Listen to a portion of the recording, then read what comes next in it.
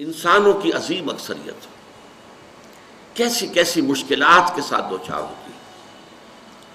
عظیم اکثریت وہ ہے کہ جو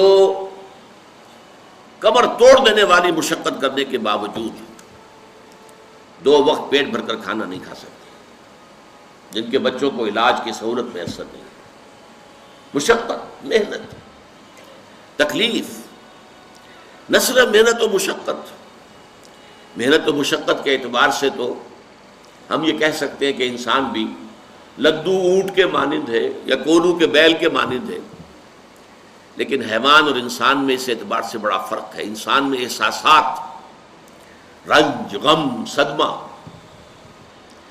کسی جانور کا بچہ جب جوان ہو گیا اب اس کے بعد وہ جانے اس کی زندگی علیحدہ ہے، والدین کی علیحدہ ہے، والدین بھی پتہ نہیں کوئی ان کا جوڑا ہے کہ نہیں مستقل۔ لیکن یہاں کیا ہوتا ہے؟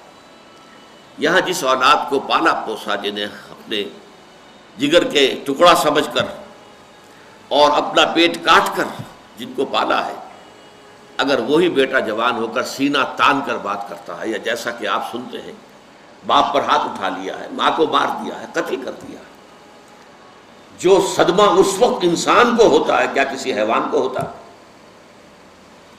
یہ صدمات، یہ رنج و غم، قرآن مجید میں ایک پوری سورہ مبارکہ ہے اسی پر، جس کا مرکزی مضمون یہی ہے، لا اقسم بہذا البلد وانت حل بہذا البلد ووالد وما ولد لقد خلقنا الانسان فی کبد۔ میں جو ابتدائی قسمیں ہیں ان کو اس وقت تشریح نہیں کروں گا، اس لیے کہ وہ ہمارا اس وقت کا موضوع نہیں ہے۔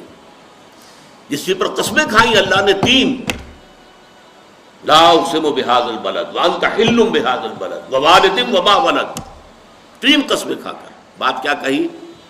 ہم نے انسان کو محنت اور مشقت ہی میں پیدا کیا ہے۔ محنت اور مشقت ہر انسان کا مقدر ہے۔ عام طور پر سمجھا یہ جاتا ہے کہ غریب لوگوں کے لیے یہ معاملہ ہے، نہیں، اصل میں محنت اور مشقت کی شکلیں مختلف ہیں۔ کوئی شخص دفتر میں بیٹھا ہوا مشقت کر رہا ہے، کسی کی ذہنی مشقت زیادہ ہے، کسی کی جسمانی مشقت زیادہ ہے۔ یہ جسمانی مشقت والا جو ہے تھک ہار کر رات کو سوتا ہے تو صبح کی خبر لائے گا، وہ پوری طرح ٹانگیں پھیلا کر سوتا ہے۔ اور یہ جو ذہنی مشقت کرنے والے ہیں، لمبی لمبی کاروں میں چلنے والے اور بڑے بڑے محلوں میں رہنے والے، ایئر کنڈیشنڈ آفیسز اور بنگلوں میں رہنے والے، ان کی راتوں کی نیند حرام ہو جاتی ہے۔ ان کو جو مسائل درپیش ہوتے ہیں، انہیں جو صدمے ہوتے ہیں، انہیں جو فرسٹریشنز ہوتی ہیں، یہ نقصان ہو گیا ہے، یہ معاملہ ہو گیا ہے، فلاں نے یہ کر دیا ہے، فلاں پرابلم پیدا ہو گیا ہے، یہ ساری چیزیں جو ہیں یہ اس غریب مزدور کے لیے نہیں ہوتی۔ آپ کو معلوم ہے ہپنوٹکس کی ضرورت جو ہے انہی عمرا کو ہوتی ہے، سیڈیٹیوز کی ضرورت انہی کو ہوتی ہے، ٹرینکولائزرز انہی کو چاہیے، انہیں نرم گدیلوں کے اوپر نیند نہیں آتی۔ تو مشقت اور محنت ہر ایک کے لیے ہے۔ صدمہ، غالب نے بہت خوب کہا تھا، قید حیات و بند غم اصل میں دونوں ایک ہیں۔ موت سے پہلے آدمی غم سے نجات پائے کیوں؟ یہ انسان کا مقدر ہے، یہ تو ہو کر رہنے والی شے ہے۔ غم تو رہے گا، صدمہ رہے گا۔ آپ کو شاید یاد آیا ہو، ایک بڑی عظیم ہستی گزری ہے انسانی تاریخ میں، گوتم بدھ، کپل وستو کا شہزادہ، at the prime of his youth, 30 برس کی عمر، اس نے مشاہدہ کیا لوگوں کو، لوگ دکھوں میں ہیں، لوگوں کے لیے مصیبتیں ہیں، لوگوں کے لیے تکلیفیں ہیں۔ ایک اندھا آدمی دیکھا اس نے چلتا ہوا جو ٹھوکر کھا کے گرا اس کے نگاہوں کے سامنے، اس نے سوچا یہ کیا ہو رہا ہے، کیوں ہے یہ اندھا کیوں ہے؟ کسی کو اندھا پیدا کر دیا جاتا ہے، پیدائشی اندھا۔ کسی والدین کے سامنے اس کو بچہ جو ہے دم توڑ رہا ہے، کچھ نہیں کر سکتے، ٹک ٹک دیدم دم نہ کشیدم، جا رہا ہے تمہارے ہاتھوں میں سے، نکل رہا ہے، جا رہا ہے۔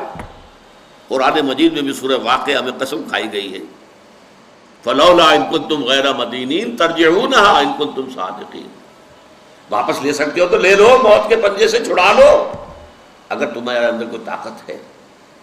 نہیں، جا رہا ہے، رو رہے ہیں۔ یہی وجہ ہے کہ پھر وہ اس فکر میں، یہ دکھ کیوں ہے انسان کا مقدر، اس کا سبب تلاش کرنے کے لیے پھر اس سے نکلنے کا راستہ کیا ہے۔ اس سے نجات کیسے ہوگی؟ نروان کیسے ملے گا؟ پھر آپ کو معلوم ہے 30 برس کی عمر میں جوانی کا دور، جوان بیوی کو رات کو سوتے ہوئے چھوڑ کر گیا ہے، شیرخوار بچہ چھوڑ کر گیا، محل چھوڑ کر جا کر خاک چھانی ہے، کہاں کہاں پھرا ہے، کن کن رشیوں منیوں کی خدمتیں کی ہیں، کہاں کہاں گیا ہے، کتنا وقت لگایا ہے، کن کن جنگلات جو ہے اس کے خاک چھانی ہے اس نے۔ بہرحال اسے کیا ملا کیا نہیں ملا یہ میں اس سے بحث نہیں کرتا، اس لیے کہ ظاہر بات ہے کہ وہ حضرت مسیح علیہ السلام سے بھی قبل کی شخصیت ہے، اور اکثر لوگوں کی تعلیمات بگڑ گئی ہیں۔ حضرت مسیح علیہ السلام کی تعلیمات اگر قرآن مجید ہمیں نہ بتائے تو ہمیں کیسے معلوم ہو کہ ان کی اصل تعلیم کیا تھی؟ عیسائی جس مسیح کو ماننے والے ہیں اس مسیح کو تو ہم نہیں مانتے، اللہ کا بیٹا تو ہم نہیں مانتے، لیکن اگر قرآن مجید واضح نہ کرتا تو ہمیں کیسے معلوم ہوگا؟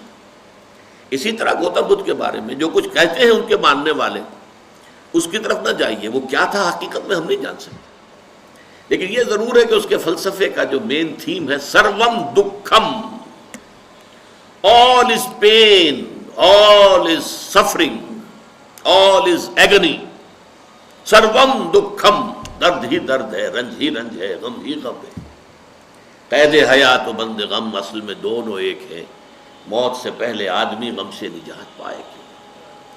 لیکن اس اعتبار سے اگر آپ غور کریں گے تو چلیے انسان حیوانات کی صف میں آ گیا بس، لیکن نہیں، انسان کی ہیومن ٹریجڈی کا نقطہ عروج بالکل ایک اور ہے۔